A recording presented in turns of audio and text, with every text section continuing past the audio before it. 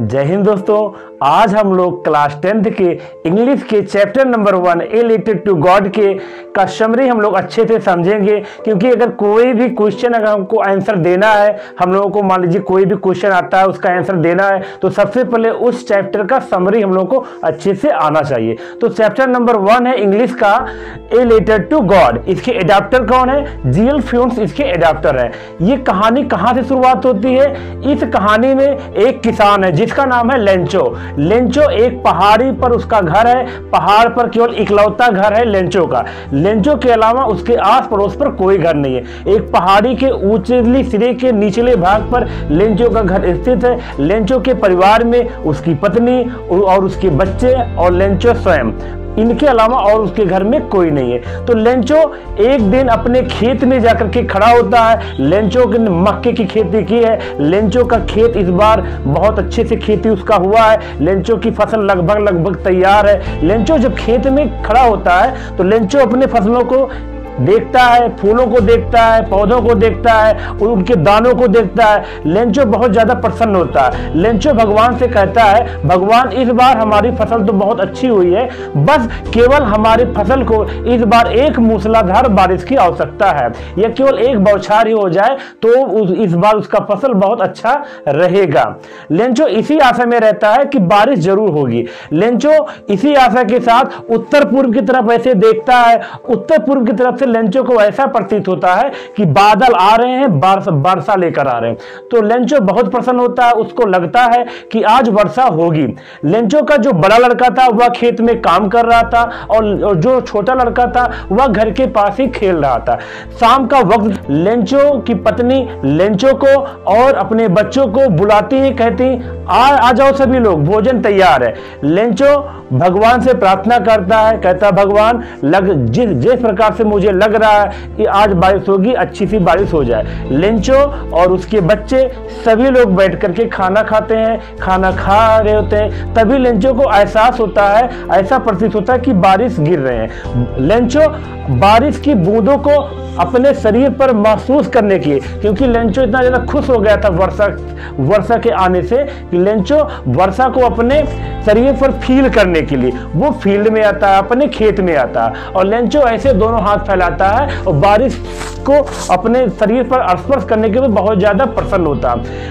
Lencho अपनी पत्नी से कहता है, देखो देखो ये जो बारिश की जो बड़ी बड़ी बूंदें हैं ये 10 पैसों के समान है और ये जो बारिश की छोटी छोटी बूंदें हैं ये 5 सिक्कों के बराबर है। जैसे अपने यहाँ 1 रुपया और पैसे चलता है, उसी प्रकार से लेंचो जो है 1 पैसे को सेंट बोलता था। तो लेंचो कहता है ये जो बारिश की जो बड़ी बड़ी बूंदें हैं ये 10 सेंट के बराबर है और ये जो बारिश की छोटी छोटी बूंदें हैं ये 5 सेंट के बराबर है। लेंचो काफी ज्यादा प्रसन्न थी। अचानक से तेज हवा चलने लगती है और वो जो बड़ी बड़ी बूंदें थी एक प्रकार से बर्फ गिरने लगते हैं। लेंचो बहुत घबरा जाता है। लेंचो कहता है, अरे नहीं, ये तो अब तो बारिश नहीं, अब ये हमारे साथ बहुत बुरा हो रहा है। मतलब एक प्रकार से बारिश की जो बड़ी बड़ी बूंदें गिर रही थी वहां पे अब बर्फों की बारिश होने लगती है। पूरा घाटी, पूरा पहाड़, लेंचो का पूरा घर, लेंचो का पूरा खेत, जहां देखो वहीं पर सफेद सफेद बर्फ ढक गए। लेंचो बेचारा बहुत ज्यादा दुखी हो गया। लेंचो भगवान से प्रार्थना करता है कि बारिश जल्दी ही गुजर जाए, लेकिन ऐसा नहीं होता। बारिश घंटों लगातार होती रहती है। लेंचो बेचारा बहुत ज्यादा परेशान हो जाता। जब बारिश बंद हो जाती है तब लेंचो खेत के मैदान के बीचों बीच खड़ा हो जाता है और अपनी फसलों को देखता है। फसल से सभी जो है पौधे नष्ट हो गए थे, सभी फूल नष्ट हो गए थे और सभी जितने भी वहां पे पौधे से टोटली नष्ट हो गए थे। All crops was destroyed. Lencho बहुत ज्यादा दुखी हो जाता है। ऐसा लग रहा था कि जैसे पूरी घाटी नमक से ढक गया हो, नमक से पूरी घाटी ढक गया। लेंचो और लेंचो का परिवार उस रात बहुत ही ज्यादा दुखी था। लेंचो उस रात पूरी रात सो नहीं सका। लेंचो अपने बिस्तर पे जाके लेट जाता, लेकिन उसे नींद नहीं आ रही थी। लेंचो सोच रहा था अब हमारा क्या होगा, हमारे परिवार का क्या होगा। लेंचो को तभी एक बात याद आती है। लेंचो सोचता है किसी ने कहा है कि भगवान किसी को भूखा नहीं मरने देते। इसी आशा के साथ भगवान में लेंचो बहुत ज्यादा विश्वास रखता था। लेंचो सोचता है कि अगर हमारा फसल नष्ट हुआ है तो उसकी भरपाई भी भगवान ही करेंगे। लेंचो ज्यादा पढ़ा लिखा नहीं था, लेकिन फिर भी वह थोड़ा बहुत लिखना पढ़ना जानता था। अगली सुबह लेंचो एक पेन लेता है और एक पत्र लेता है। लेंचो भगवान को पत्र लिखना प्रारंभ करता है। पत्र में लेंचो लिखता है, भगवान इस साल हमारी फसल बहुत अच्छी हुई थी, बट ओलों ने हमारी फसलों को पूर्णतया नष्ट कर दिया है। अगर आप हमारी सहायता नहीं करेंगे तो इस साल हम और हमारा पूरा परिवार भूखे मर जाएंगे। हमें और हमारे परिवार को और आने वाले फसल को बोने के लिए हम लोगों को 100 सेंट की आवश्यकता हो सकता है। तो कृपया आप हमें हमारी मदद करिए, कम से कम 100 सेंट को हमारे पास भेजिए। लेंचो पत्र लिखने के बाद पत्र को ले जाकर के पत्र पेटिका में डाल देता है। जब अगले दिन डाकिया आता है तो पेटिका खोलता है। पेटिका खोलने के बाद पत्र को निकालता है। पूरे करियर में डाकिया ने कभी भी भगवान के नाम पत्र नहीं देखा था। जैसे ही डाकिया ने पत्र को उठाया, कहता अरे ये तो भगवान के नाम पत्र है। भगवान के नाम पत्र है और लिखने वाला लेंचो है। डाकिया को बहुत ज्यादा हंसी आती, कहता हा भगवान के नाम पत्र, ऐसा कौन सा मूर्ख है जिसने भगवान को पत्र लिखा। वह हंसता हुआ अपने ऑफिस में जाता है और ऑफिस में जाकर के पोस्ट मास्टर के पास हंसता हुआ आता है। तो पोस्ट मास्टर कहते हैं क्या हुआ, इतना क्यों हंस रहे हो तुम?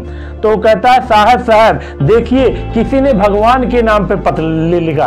पोस्टमैन जो कि एक मोटा आदमी था, तगड़ा आदमी था, थोड़ा मजाकिया किस्म का आदमी था, वह भी पत्र लेता है और जब देखता है भगवान के नाम पत्र लिखा है तो पोस्ट मास्टर भी हंसने लगता है, कहता हा कोई भगवान के नाम पत्र लिखा हुआ है। उसके बाद लेकिन पोस्ट मास्टर भले ही मोटा था, भले ही जो है सरकारी कर्मचारी था, लेकिन वह भी एक गंभीर आदमी और दयालु आदमी था।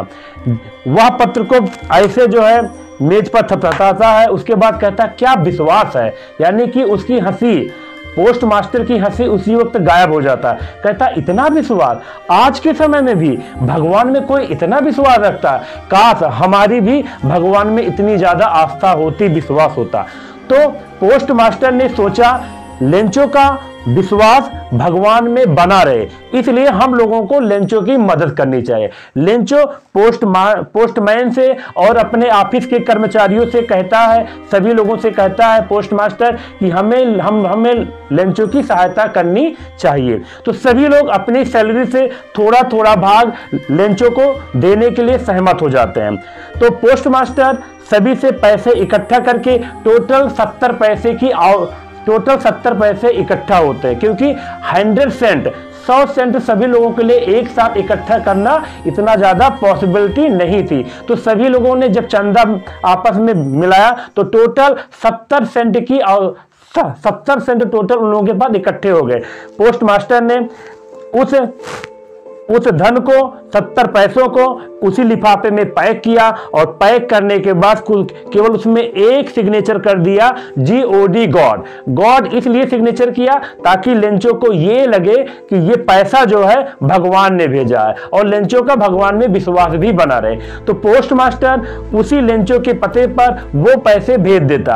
अगले सुबह लेंचो को इतना ज्यादा भगवान में विश्वास था कि वह अगले सुबह वो खुद ही आ जाता है पूछने कि हमारे नाम कोई पत्र आया है।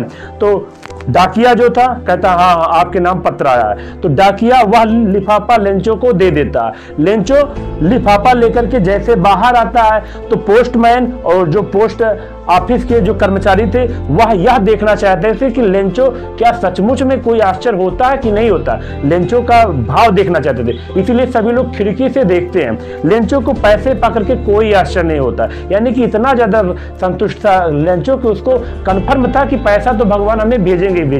लेंचो पर लेटर को खोलता है, पत्र को खोलता है और लिफाफे को फाड़ने के बाद पैसे को काउंट करना स्टार्ट करता है। 1 2 3 4 5 ऐसे काउंट करने के बाद जब देखता कहता है अरे ये तो केवल 70 सेंट है, यानी केवल 70 पैसे। वह कहता भगवान हमने तो आपसे 100 पैसे मांगे थे और आपने केवल हमें 70 पैसे दिए। नहीं नहीं नहीं नहीं, भगवान से ऐसी गलती नहीं हो सकती। ना तो भगवान हमारी बातों को इनकार करेंगे। अगर हमने भगवान से 100 पैसे मांगे हैं तो निश्चित तौर पर भगवान ने मुझे 100 पैसे दिए होंगे। मुझे लगता है कि पोस्ट ऑफिस के कर्मचारियों ने बाकी के 30 पैसे चुरा लिए हैं। यानी कि लेंचो को ऐसा लगता है कि पोस्ट ऑफिस के जो कर्मचारी हैं वह बेईमानों का ढेर हो गया है।